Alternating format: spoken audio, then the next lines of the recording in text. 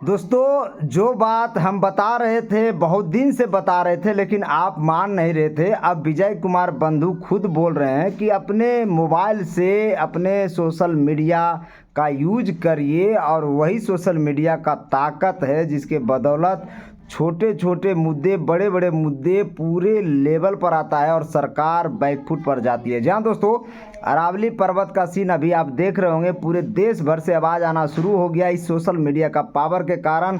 Supreme court सरकार को पीछे हटना पड़ा। जी हाँ दोस्तों, यानी आपको धरोहर को बचाना पड़ेगा, आपको अगर ज़िंदा रहना है तो। और यही बात यहाँ पर पुरानी पेंशन पर भी लागू होती है, क्योंकि वर्ष 2004 में जब न्यू पेंशन स्कीम लाया गया था अटल बिहारी वाजपेयी के द्वारा, तो उस समय लोगों ने उतना ज़्यादा प्रोटेस्ट नहीं किया था, आंदोलन नहीं किया था। धीरे धीरे समय बीतता गया, 9, 10, 11 और 9, 10, 11 2011 वर्ष के बाद विजय कुमार बंधु जैसे ईमानदार नेता आया यहाँ पर। आपको बता दें, ऑल इंडिया एम्प्लॉय के फेडरेशन के जो मंजीत सिंह पटेल है, वैसे ईमानदार और टेक्निकल साउंड बंदा आया इस फील्ड में। और आज देखिए, उन लोगों के बदौलत पुरानी पेंशन का मांग एक अपर लेवल तक पहुंच चुका है, मुद्दा बहुत बड़ा बन चुका है। जहां दोस्तों, इसीलिए कहते हैं कि पर डे आप उठिए तो भगवान का नाम लेने के बाद पुरानी पेंशन का नाम लीजिए। लगातार अपने सोशल मीडिया, फेसबुक पर पोस्ट करिए, यूट्यूब पर पोस्ट करिए, ट्विटर पर पोस्ट करिए, इंस्टाग्राम पर पोस्ट करिए, और पुरानी पेंशन की मांग लगातार जारी रखिए, ताकि चौतरफा सरकार के पास इस चीज़ का इनपुट्स जाए कि पुरानी पेंशन के लिए सरकारी कर्मचारी अडिग हैं।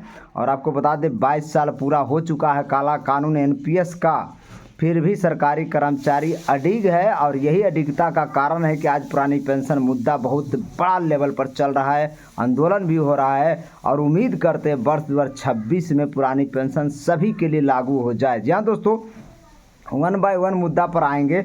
असम पहला राज्य बन गया जो 8वां पे कमीशन लागू करने वाला राज्य बन गया। आप सोच रहे होंगे कि असम राज्य बनने से दूसरे को क्या फ़ायदा होगा। आपको बता दें, फ़ायदा होगा, ज़रूर फ़ायदा होगा, क्योंकि एक जगह शुरुआत होती है और कहीं भी आग लगती है तो एक माचिस की तिल्ली ही काफ़ी होती है आग लगाने के लिए। तो अगर 8वां पे कमीशन लागू करने वाला पहला राज्य असम बना है, तो पूरे देश भर में 8वां पे कमीशन जल्द से लागू होगा, ये बात भी जान लीजिए। उसके अलावा तमिलनाडु सीएम ने अनाउंसमेंट भी कर दिया कि अगर सरकारी नौकरी में 10 साल आपने पूरा कर लिया है तो आपको पेंशन 50% दिया जाएगा। सोचिए कितनी बड़ी बात है। आप सोच रहे होंगे छोटी छोटी बात है, लेकिन बहुत बड़ी बात है दोस्तों। पूरा देश का नज़र उस राज्य पर भी रहेगा जिन्होंने 50% पेंशन देने का बात किया। केंद्र सरकार भी उसको देखता है। तो आप सोच लीजिए, 5 राज्य पुरानी पेंशन दे रहा था, राजस्थान, छत्तीसगढ़, झारखंड, पंजाब और हिमाचल प्रदेश। आज एक नज़ीर पेश किया हिमाचल प्रदेश। आपको बता दें, पुरानी पेंशन अपने कर्मचारियों को देकर, जबकि उस राज्य का आर्थिक स्थिति कमज़ोर इसलिए भी हुआ क्योंकि केंद्र से ज़्यादा मदद नहीं मिल रहा, और ऊपर से धमका भी दिया जाता है कि आप जब तक पुरानी पेंशन हटाएंगे नहीं, यूपीएस बहाल जब करेंगे तभी जाकर आर्थिक सहायता अलग से दिया जाएगा। लेकिन फिर भी सुक्खू सरकार अडिग हैं, पुरानी पेंशन पर अडिग हैं। सरकारी कर्मचारियों का सामाजिक सुरक्षा प्रदान कर रहे हैं, पुरानी पेंशन बहाल कर रखा है, और वर्ष 2027 तक सुक्खू सरकार ने बोल दिया है कि पेंशनर का जो एरियर का पैसा वो भी मिल जाएगा। ये बड़ी बात है दोस्तों, बहुत बहुत बड़ी बात है। आपको बता दें, पर डे आप सुबह में उठते हैं, भगवान का नाम लीजिए, उसके बाद अपने फेसबुक के माध्यम से, अपने ट्विटर के माध्यम से, अपने यूट्यूब के माध्यम से, या हमारे माध्यम से हमारे वीडियो को भी आप शेयर कर दीजिए। कोई दिक्कत वाली बात नहीं है। हम अपने मुद्दों के लिए लड़ रहे हैं। हमारा सिर्फ एक ही मांग है, पुरानी पेंशन बहाली। इससे ज़्यादा सरकारी कर्मचारी और कुछ नहीं मांगता। हम आप लोगों के लिए लड़ रहे हैं। सरकारी कर्मचारियों के लिए अभी 2 ही मुद्दा फिलहाल बना हुआ है, जो नेशनल लेवल का, जो बड़ा लेवल का है। एक 8वां पे कमीशन जल्द लागू करे सरकार, और दूसरा पुरानी पेंशन बहाल करे सरकार। अभी आप यूपीएस का हाल देख लीजिए, यूपीएस का हाल बेहाल, और यूपीएस रद्द हो चुका है पूरी तरीके से, क्योंकि मात्र 3% लोगों ने यूपीएस को चूज किया, बाकी 97% कर्मचारियों ने नकार दिया है। चिमटे से छूना भी पसंद नहीं करते हैं। सोचिए, ये हालत है यूपीएस का। सरकार ने 3 बार डेट बढ़ाया। और आपको एक चीज़ और बता दें, कुछ यूनियंस ने भी सरकार के साथ मिलकर यूपीएस का बखान किया, लेकिन कुछ नहीं कबाड़ पाया अभी तक। जहाँ दोस्तों कर्मचारी जब सजग रहेंगे तो कर्मचारी यूनियन का लीडर घंटा नहीं कुछ कर सकता। जहाँ दोस्तों आप सजग रहें, हमारा लीडर, यूनियन का लीडर जो भी हो, वो अच्छे मुद्दों के लिए बात करेंगे तो उनका साथ दीजिए। अगर आपके भविष्य का साथ खिलवाड़ करते हैं तो उनको छोड़ दीजिए, ज़रूरत ही नहीं है। आपको पता होगा पुरानी पेंशन आपका भविष्य है, आपका वर्तमान भी है, और आपके 3 पीढ़ियों का सुधारता है। ये बात ध्यान रखिए, 3 पीढ़ी को आपको सुधारता है। तो फिर आप अपने मुद्दों के लिए लड़ाई क्यों नहीं करें? फिर अपने भविष्य के लिए लड़ाई क्यों नहीं करें? 22 साल से लड़ रहे हैं, 1-2 साल और लगेगा, लेकिन पुरानी पेंशन ज़रूर बहाल होगा, और ये विश्वास है। तभी तो लगातार हम वीडियो बना रहे हैं। हमें भी पता है 8वां पे कमीशन किसने सोचा था सरकार दे देगी। आपको पता है कि ये कंजूस सरकार है, कंजूस नहीं महामक्खी चूस सरकार है। तो किसी को भी मालूम नहीं था कि 8वां पे कमीशन आ जाएगा। भले चुनाव के कारण आया हो, कोई दिक्कत वाली बात नहीं है, लेकिन आया तो।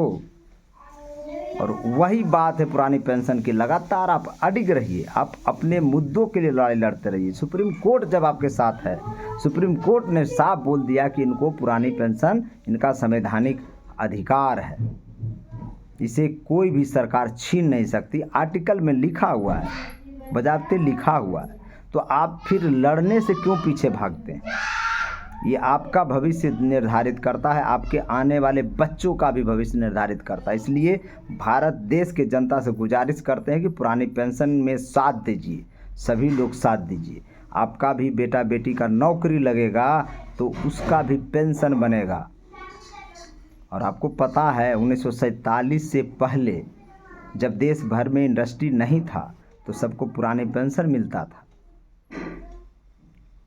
बाढ़ सुखाड़, बहुत बड़ा अकाल भी पड़ा, उस समय भी सरकार पुरानी पेंशन देती थी। और जब हम आर्थिक महाशक्ति बन रहे हैं तो कर्मचारियों को पुरानी पेंशन छीन लिया गया है। बताइए किस एंगल से जायज़ है? एक भी एंगल से ये जायज़ नहीं है। इसलिए आप लड़ाई लड़ते रहें, और एक दिन पुरानी पेंशन आप लोगों के लिए बहाल होगा, 100% बहाल होगा। विजय कुमार बंधु ने तो साफ बोल दिया था कि 110% पुरानी पेंशन लेकर दिखाएंगे। तो आप उनका साथ दीजिए, ईमानदार नेता है वो। अगर वो बेईमान होता तो कब का बिक गया होता। अगर मंजीत सिंह पटेल बेईमान होता तो कब का वो बिक गया होता। क्योंकि खरीदारों की कमी नहीं है दोस्तों, हमारे देश में खरीदारों की कमी नहीं है, पैसे वालों की कमी नहीं है।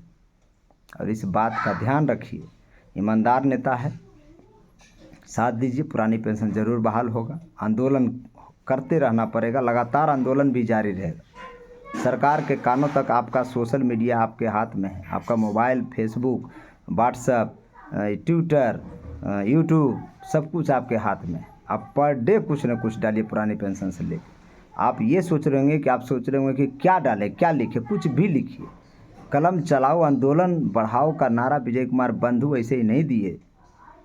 जो बात हम पहले से बोल रहे थे आज विजय कुमार बंधु बोल रहे हैं। आज हमारा सपोर्ट कर रहे हैं विजय कुमार बंधु, हमारे छोटे छोटे चैनलों को सपोर्ट कर रहे हैं। कारण क्यों है? क्योंकि पुरानी पेंशन का मांग हम लगातार कर रहे हैं अपने चैनल के माध्यम से। मेरे चैनल पर करीब 99% वीडियो पेंशन से रिलेटेड है। 1% इक्का दुक्का इधर का उधर का वीडियो होगा आपका, सिर्फ इसलिए कि आपका पुरानी पेंशन मिले।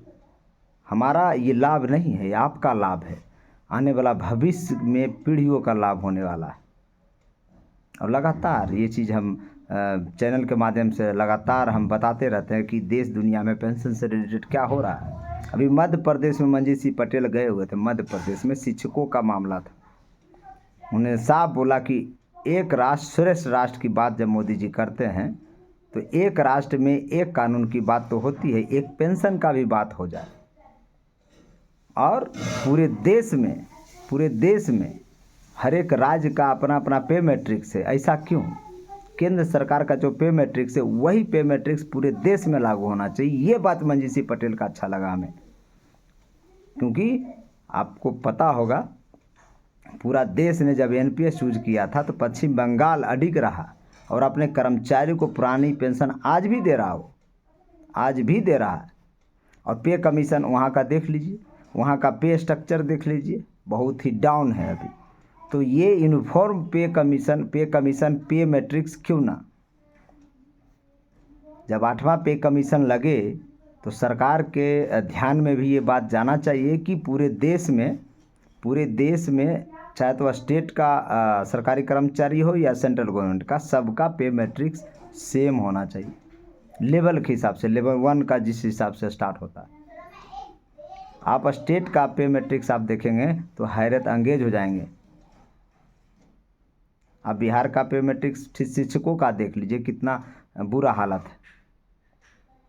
वही झारखंड का शिक्षकों का हालत देखिए, सेम ग्रेड पे का जो माध्यमिक विद्यालय का टीचर है बिहार में और माध्यमिक विद्यालय का टीचर झारखंड में, आसमान ज़मीन का अंतर उनका पेमेंट में, उनका सैलरी में। ये नहीं होना चाहिए, पूरे देश में यूनिफॉर्म होना चाहिए। बाकी मेरे चैनल को लाइक करिए, सब्सक्राइब करिए, शेयर करिए। जय हिंद, जय भारत।